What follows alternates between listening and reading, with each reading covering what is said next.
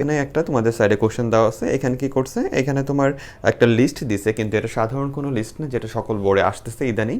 এটা হলো তোমার দুই লিস্ট মিলানো ক্লাস। ওকে, তোমার উপরে উদ্দীপকটা দেখতে বুঝতে পারবা, এটা হলো আমাদের নর্মাল লিস্টটা এবং তার সাথে হলো ডেফিনেশন লিস্টটা। ওকে, যেই জিনিসটা আজকের আগে বোর্ডে কখনোই আসে নাই, যতটুকু খেয়াল পড়ে যে ডেফিনেশন লিস্টটা বোর্ডে কখনোই দেয় নাই। তো এই ক্লাসটা তার মানে অনেক বেশি কি তোমাদের জন্য ইম্পর্টেন্ট। তো এই নর্মাল লিস্ট এবং ডেফিনেশন লিস্ট এই দুইটা মিলায় 10 পড়ে কোশ্চেন করছে। আর তার সাথে একটা উদ্দীপক দিয়েছে, সেটা হলো একজন ফল ব্যবসায়ী তার প্রতিষ্ঠানের জন্য একটি ওয়েবসাইট তৈরি করে নেয়, যেখানে ফলের বিবরণের জন্য একটি ওয়েব পেজ আছে যার আউটপুট চিত্র 1 নাই। তাহলে ওই চিত্র 1 যেটা দেওয়া আছে এটা হলো তার ওই যেটা ওয়েবসাইটটা তৈরি করছে সেটার আউটপুট আর কি। ঠিক আছে, এবার তার ওয়েবসাইটে ফলের দাম নিয়মিত আপডেট হয় না, ফলে ক্রেতারা ভুল তথ্য পায়। ভালো করে দেখো তার প্রবলেমটা কি। ফল তো ঠিকই দিয়ে রাখছে, কিন্তু ছবি দিয়ে দিল, কিন্তু ফলের দাম কি সবসময় বাজারে এক থাকে? একসময় কমে একসময় বাড়ে। তাহলে এই ওয়েবসাইট যদি থামা অবস্থা থাকে, তাহলে যতবার মানুষ ঢুকবে, ঢুকে দেখলো ফলের দাম, আপেলের দাম 350 টাকা, এবার ওরা ফোন দিল, অর্ডার করার জন্য ফোন দিল, ওই বললো তো ভাই আপেলের দাম বাড়ছে, সেটা হলো এখন 380 টাকা, তখন একটা গ্যাঞ্জাম হয়ে গেল না? তাহলে তোমাকে এই জায়গায় তার সুবিধার জন্য কোন ওয়েবসাইট ভালো হতো, যে ওয়েবসাইটে প্রতি মুহূর্তে পরিবর্তনশীল, অর্থাৎ ডাইনামিক ওয়েবসাইট, মানে স্ট্যাটিক আর ডাইনামিক সম্পর্কে তারা এখানে জানতে চাচ্ছে। মেবি চলো আমরা সামনে দেখি, তাহলে বুঝতে পারবো। প্রথম কোশ্চেনটা করছে কি, ক নাম্বার কোশ্চেন, অ্যাট্রিবিউট কি। অ্যাট্রিবিউট আসলে অ্যাট্রিবিউট শব্দটা তুমি এইভাবে লিখবা যে অ্যাট্রিবিউট বলতে বোঝায় হলো কোনো কিছুর বিশেষ তোমার বৈশিষ্ট্য নির্দেশক। ঠিক আছে, অ্যাট্রিবিউট বলতে বোঝায় হলো কোনো কিছুর বিশেষ বৈশিষ্ট্য নির্দেশক। ঠিক আছে, তাহলে ট্যাগের ক্ষেত্রে অ্যাট্রিবিউট বলতে বোঝায় হলো ট্যাগের ভিতরে এমন কিছু বিশেষ শব্দ থাকবে যারা বিশেষ বিশেষ কিছু বৈশিষ্ট্য ট্যাগের সাথে সংযুক্ত করে দিবে, তাদেরকে বলা হবে অ্যাট্রিবিউট। এবং এটা লেখার পরে তুমি একটা উদাহরণ দিয়ে দিবা। ওকে, আর তোমাদের যেহেতু ট্যাগ মাঝে মাঝে তোমাদের ট্যাগের বিভিন্ন উপাদান খোলা যায়, এজন্য উদাহরণ হিসেবে আমি একটা জিনিস দিছি, বাট এখানে সকল কিছু বলে দিছি, কিন্তু তুমি শুধু এটা লিখবা পি অ্যালাইন সেন্টার, বা তুমি যেটা পারো, এখন তো সবই তুমি পারো কারণ তোমার কোড ক্লাস করা হয়ে গেছে, এতগুলো কোড ক্লাস করছো 18-19টা বা সামথিং প্রায়, তাহলে এতগুলো কোড ক্লাস করলে তুমি সবই পারো। তো জাস্ট তুমি পি অ্যালাইন সেন্টার, অথবা তুমি এখানে কালার রেড অথবা কালার না দিয়ে তুমি এখানে অন্য কিছু দিতে পারো, যে অ্যালাইন তোমার সেন্টার সেলিব্রিটি দিতে পারো। তো এনিথিং তুমি লিখলা, লেখার পরে একটা কন্টেন্ট দিলা, তারপর কি করলা, ক্লোজিং করে দিলা। ঠিক আছে, তোমাদের আরেকবার রিভিশন করা দেওয়ার জন্য এখানে ট্যাগের সকল কিছু আমি লিখে রাখছি, একটু কষ্ট করে মনে রাখো। কিন্তু উদাহরণ হিসেবে অ্যাট্রিবিউট উদাহরণ হিসেবে তুমি এটা লিখতে পারো যে পি অ্যালাইন সেন্টার, তাহলে এখানে অ্যালাইন হলো অ্যাট্রিবিউট আর সেন্টারটা হলো অ্যাট্রিবিউটের ভ্যালু, আর তোমার এই ইয়াটা দেওয়ার পরে আমাদের চিহ্ন দেওয়ার পরে যে অংশটা আসলো সেটা আমাদের কি, সেটা হলো কন্টেন্ট এবং তারপরে ক্লোজিং ট্যাগ। তাহলে একটা ট্যাগে কি আছে, আমাদের ওপেনিং ট্যাগ থাকে, দেন ক্লোজিং ট্যাগ থাকে, যেটা ক্লোজিং ট্যাগ থাকে না ওইটার ভিতরে কি থাকে না, কন্টেন্ট থাকে না, যেমন সিঙ্গেল ট্যাগগুলো। তারপর আমাদের কি আছে, ওর ভিতরে ইচ্ছা করলে অ্যাট্রিবিউট থাকতে পারে, অ্যাট্রিবিউটের পরবর্তী সমানের পরবর্তী অংশটাকে আমরা বলি ভ্যালু। আর এই ট্যাগের শুরু থেকে শেষ পর্যন্ত পুরোটাকে আমরা একসাথে বলি কি, অর্থাৎ ওপেনিং এবং ক্লোজিং ট্যাগের শুরু এবং শেষটা পুরোটা একসাথে আমরা বলি এলিমেন্ট। তো এখানে আবার ট্যাগের সকল কিছু তোমাকে বলে দিচ্ছি যাতে তোমার মাথাটা একটু রিফ্রেশ হয়। কিন্তু তুমি উদাহরণের সময় কি লিখবা স্যার, উদাহরণের সময় তুমি এনিথিং লিখতে পারো। তুমি উদাহরণে লিখতে পারো, মনে করো যে তোমার মন চাইছে হলো ফন্ট, দেন কালার লিখলা, সমান সমান কি দিলা, রেড দিলা, দিয়ে এখানে লিখলা হলো HTML, দেন ফন্টটা বন্ধ করে দিলা। এবার তুমি বললা কি, যে এখানে ফন্টটা হলো আমাদের ট্যাগ, এটা হলো আমাদের ট্যাগ, আর এটা হলো আমাদের অ্যাট্রিবিউট এবং এটা হলো অ্যাট্রিবিউটের ভ্যালু। দেন তুমি উদাহরণ দিয়ে দিলা, 1 মার্ক এবং 2 মার্ক দুইটার জন্য বলে দিলাম। এখানে 1 মার্কের জন্য আসছে, কিন্তু আমি 2 মার্ক সহ বলে দিলাম। ওকে, তাহলে চলো আমরা এরপরে কোশ্চেনে যাই। আচ্ছা, এরপরে বলছে হলো খ নাম্বার, যে আইপি ঠিকানাই হচ্ছে ডোমেইন নেমের গাণিতিক রূপ। এই কোশ্চেনটা তোমাদের কতবার বলছি বোর্ড কোশ্চেন সলভ করার সময়, আর বলবো না। ঠিক আছে, এটা তোমরা বোর্ড কোশ্চেন সলভ করার সময় এতবার শুনছো যে এটা তোমাদের এখন মাথার উপর, আরেকবার বলে আমার মারবা যেটা। ঠিক আছে, তাই এটা বলতেছি না, আর এটাতে থিওরি ক্লাস আছেই। এরপরে কোশ্চেন দেখি, চিত্র 1 এর ন্যায় ফলাফল পেতে HTML কোড লেখো। তাহলে চিত্র 1 এর ন্যায় ফলাফল পেতে তাহলে আমাদের কোশ্চেন ভালো করে বুঝো, এখানে অনেক কাহিনী আছে স্যার। তাহলে এই কোশ্চেনটা বোঝার জন্য তোমাকে সবথেকে পারদর্শী হতে হবে কিসে, আমাদের ক্লাস কত, ক্লাস নাম্বার 10 এবং 15 কোড ক্লাস। ঠিক আছে, কোড ক্লাসে 10 আর 15 ক্লাস যারা করছো তারা এমনি পারবা। ঠিক আছে, যারা একটু উইক আছে তারা শুধু একটু মিলায় নাও এটা কিভাবে করছে। তাহলে কোশ্চেনটা একটু নজর রাখো। তাহলে প্রথমে দেখো এখানে কি বলছে, প্রথমে আমরা নেই হলো HTML, দেন হলো আমাদের কি বডি, দেন হলো আমাদের কি আসতেছে, আমাদের যে প্রশ্নটা আছে এখানে ভালো করে দেখো, এটা ম্যাঙ্গো লেখা আছে। ঠিক আছে, আর এই যে ম্যাঙ্গো লেখাটা যে আছে, এই লেখাটা হলো, এটা কিন্তু ডেফিনিশন লিস্টে লেখা স্যার। এটা তুমি কিভাবে বুঝবা, কারণ ডেফিনিশন লিস্টের আউটপুটটা এইভাবে থাকে। আমরা ওই যে ক্লাসে দেখছিলাম 15 নম্বর ক্লাসে, যে ডেফিনিশন ক্লাসটার ভিতরে কি কি থাকে, ডেফিনিশন লিস্টের ভিতরে থাকে হলো আমাদের ডেফিনিশন লিস্ট দিয়ে আগে বলতে হয় ডেফিনিশন লিস্টে কি, যেটা বড় বড় লেকচারে জানছো, অল্প করে বলে দিই। সেটা হলো যে ডেফিনিশন লিস্ট বলতে বোঝায় যেখানে আমরা কোনো কিছুকে ডিফাইন করি বা একটু ব্যাখ্যা করি, অর্থাৎ কোনো কিছুকে একটু সুন্দরভাবে ব্যাখ্যা করার জন্য আমরা এই লিস্টটা ব্যবহার করি। এটাও লিস্ট টাইপের, কিন্তু একটু লিস্টের মতো ওই যে আইটেমগুলো ছোট ছোট থাকে না, একটু বড় টাইপের থাকে, কিন্তু ওরা এখানে আইটেমটা কি দিছে, ছোট দিছে। তাহলে এরকম যদি কোশ্চেনে দেখতেছো একটা, তার একটু হাতের ডান দিকে আরেকটা, তার নিচে একটু হাতের ডান দিকে আরেকটা, এরকম যদি থাকে, তাহলে ওই ক্ষেত্রে বুঝতে হবে যে সবাই এখানে কি একটার সাথে কানেক্টেড। অনেক টিচারই তোমাদের এই কোশ্চেনটা সহজে করার চেষ্টা করবে, অর্থাৎ ডেফিনিশন লিস্ট ছাড়া শুধুমাত্র লিস্টে করার চেষ্টা করবে, এবং ওইটা করালে পরিপূর্ণ হবে না। আগে বলে দিই, ওইটা করালে পরিপূর্ণ অ্যান্সার হবে না, কারণ আমি তোমাকে একটু পরে এটার কোড এবং আউটপুট দিয়ে দিব, আর ইনশাআল্লাহ তোমাদের তো প্র্যাকটিক্যাল ক্লাস সামনে পাবাই। ঠিক আছে, তো এইখানে ডেফিনিশন লিস্টের জন্য তোমাকে জানতে হয় যে আমাদের ডিডি, যেগুলো তুমি সবাই জানো যে ডিডি দিয়ে ডেফিনিশন লিস্ট বোঝায়, ডিটি দিয়ে ডেফিনিশন টার্ম বোঝায়, আর আমাদের ডিএল দিয়ে ডেফিনিশন লিস্ট বোঝায়, ডিটি দিয়ে ডেফিনিশন টার্ম বোঝায়, আর ডিটি দিয়ে কি বোঝায়, ডেফিনিশন ডিসক্রিপশন বোঝায়। ওকে, তাহলে আমরা এখন এই যে কাজটা করবো, এখানে আমাদের সবার প্রথমে ম্যাঙ্গো লেখা যে কাজটা আছে, ম্যাঙ্গো এটা হলো আমাদের কোনটায় পড়তেছে, এখান থেকে আমাদের ডেফিনিশন লিস্টটা শুরু হইতেছে, তুমি বুঝতে পারতেছো। তাহলে ডেফিনিশন লিস্ট এখান থেকে শুরু হয়, তাহলে আমার বডির ভিতরে সবার আগে আসবে কে, সবার আগে আসবে হলো ডিএল, অর্থাৎ আমি বুঝাইলাম যে আমি কাকে নিয়ে কাজ করবো, ডেফিনিশন লিস্ট নিয়ে কাজ করবো। এবার ডেফিনিশন লিস্ট এটা শুধুমাত্র লিস্টে পরিচয় দেয় যে এরপরে হলো ডেফিনিশন লিস্ট আসবে। এরপর আমার কি লিখতে হবে, এরপর লিখতে হবে হলো আমার এই কোশ্চেনের ভিতর টার্মটা কোনটা, টার্ম মানে হলো যে জিনিসটাকে ধরে পরে আমরা ব্যাখ্যা করবো। তাহলে আমরা ম্যাঙ্গোটার আগে ধরবো, তারপর ওইটা আমরা কি করবো, ব্যাখ্যা করবো। তার মানে এরপর আমাদের কি আছে সিরিয়ালে ডিটি, তাই না। আমরা তো এটা জানি। এরপরে আছে হলো ডিটি। এখন ডিটি এর ভিতর কারে লিখি, যাকে আগে পয়েন্ট, অর্থাৎ এই পয়েন্টটাকে নিয়ে আমরা ব্যাখ্যা করব। এখানে পয়েন্টটাকে, এখানে পয়েন্ট হলো ম্যাঙ্গো, তাহলে আমরা এখানে লিখবো ম্যাঙ্গো যেভাবে আছে। দেন আমরা কি করবো, টিটিটাকে বন্ধ করে দিব।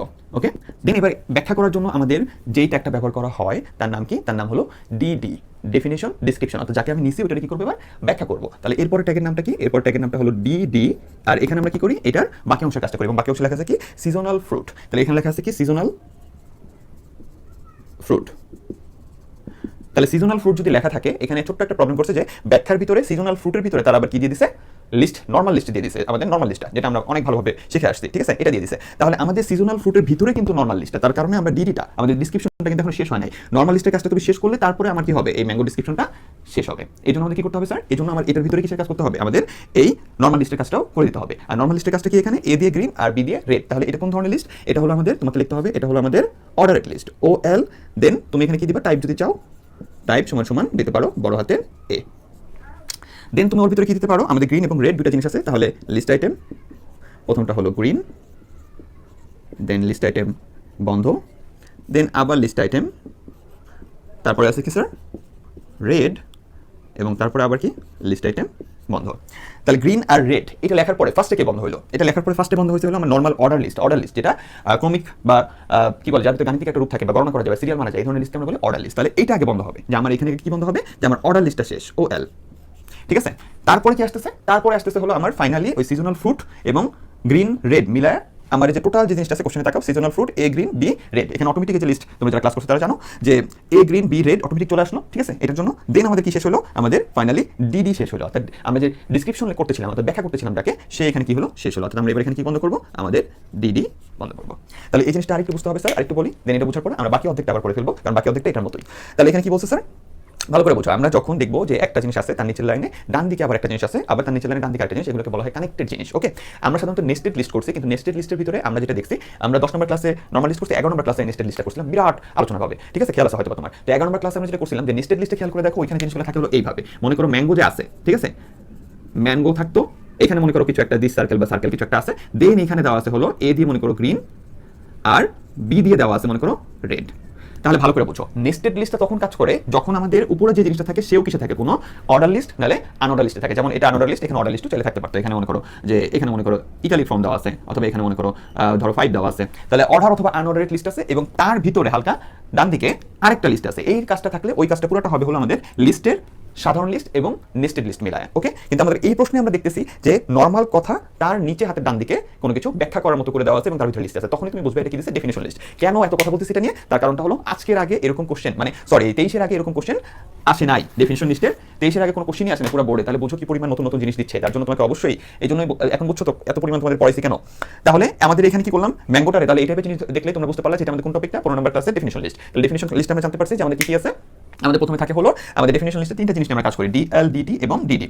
ডিএল ডিফাইন, মানে ডেফিনিশন যে লিস্টটা, এটা বোঝানোর জন্য ডিএল আমরা ইউজ করি। তাহলে আমরা যখন বুঝলাম যে এখানে ডেফিনিশন লিস্টটা আছে, তাই আমরা এসটিএমএল দিছি, বডি দিছি, এরপর ডিএলটা দিছি, যে আমরা বুঝাইলাম যে আমরা ডেফিনিশন লিস্ট নিয়ে কাজ করব। এবার এখানে ম্যাঙ্গো যে আছে, ম্যাঙ্গোটা কি স্যার, ম্যাঙ্গোটা হলো আমাদের একটা টার্ম, অর্থাৎ এই টার্মটাকে একটু পর আমরা কি করতেছি নিচে ব্যাখ্যা করতেছি, এটা সম্পর্কে আরেকটু বেশি করে লিখবো। তাহলে যেটা টার্ম আকারে কাজ করে ওটা থাকে কার ভিতরে, ডিটি এবং ডিটির ভিতরে। এরপরে সেটা যে আরেকটু ব্যাখ্যা করবো ওটা কোনটা দিয়ে করতে হয়, ডিডি দিয়ে, ঠিক আছে, ডিডি মানে ডেফিনিশন ডেসক্রিপশন। তাহলে আমরা ওই যে ডিডি লিখলাম, ডিডি লিখে সিজনাল ফ্রুট লিখে কিন্তু এখানে ডিডি বন্ধ করে দিতে পারতাম, কিন্তু করি না কেন, কারণ আমাদের এই যে ডিডি এর কাজটা, অর্থাৎ ব্যাখ্যা করার কাজটা, এটা কতটুকু পর্যন্ত আগাইছে, এটা গ্রিন এবং রেড পর্যন্ত গেছে। এই জন্য আমরা এখানে বন্ধ না করে আগে ওই গ্রিন আর রেড এর ব্যবস্থা করছি, এবং দেখতেছি ওটা কি, ওটা হলো আমাদের অর্ডার লিস্ট। তাহলে অর্ডার লিস্ট এর টাইপের হলো বড় হাতের এ, কারণ বড় হাতের এবি দেওয়া, তাহলে দিয়ে গ্রিন আর রেড এর কাজটা করে দেন অর্ডার লিস্টটা বন্ধ করে দেন আমরা কি করছি, ডিডিটা বন্ধ করছি, যার কারণে এটা আমাদের সুন্দর করে কাজটা হয়ে গেল। এইবার আমরা বাকি অর্ধেকের কাজটা করব, যেখানে আবার কি বলছে, যেখানে আবার বলছে জ্যাক ফ্রুটের কাজটা করো।